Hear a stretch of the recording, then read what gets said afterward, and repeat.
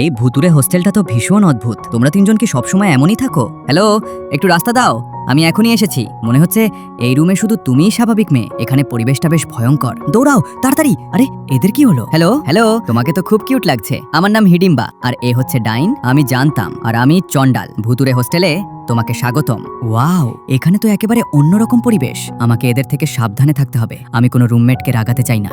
যারা Gothic style পছন্দ করে তারা একদমই পছন্দ করে না যখন কেউ তাদের অদ্ভুত বলে বা এক দৃষ্টিতে তাকিয়ে থাকে। আমি অভদ্রভাবে তাকাইনি। সত্যি বলতে তোমাকে খুব ইউনিক লেগেছে। আর ললিটা ফ্যাশন পছন্দ করা মেয়েরাও চায় না কেউ তাদের পোশাক নিয়ে মজা করুক বা তাদের বোকা ভাবুক। শেষ পর্যন্ত সাজগোজ করার অধিকার তো সবারই আছে। কি হয়েছে সিয়া?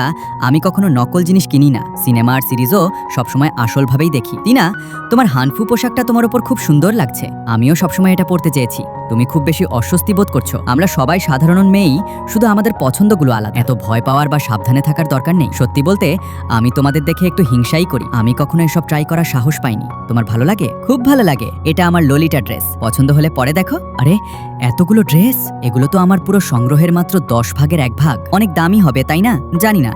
মা শুধু আমার কাপড় রাখার জন্যই আলাদা একটা ফ্ল্যাট কিনে দিয়েছেন। এসো পরে দেখো। ওয়াও, তোমার উপর তো দারুণ মানিয়েছে। চলো বাইরে গিয়ে ছবি তুলি। আরে ওই মেয়েটাকে দেখো, সেও এদের ফাঁদে পড়ে গেছে। এই ধরনের কথা আমরা অনেক শুনেছি, এখন আর কোনো প্রভাব ফেলে না। দেখো তো ডাইনিরা কি সব পোশাক পরেছে। চুপ করো, তোমাদের চিন্তাভাবনা এত খারাপ কিভাবে হতো? পার্ট 2 তে কি হয় দেখার জন্য অবশ্যই ভিডিওটাকে লাইক করে চ্যানেলটাকে সাবস্ক্রাইব করে পার্ট 2 কমেন্ট করো।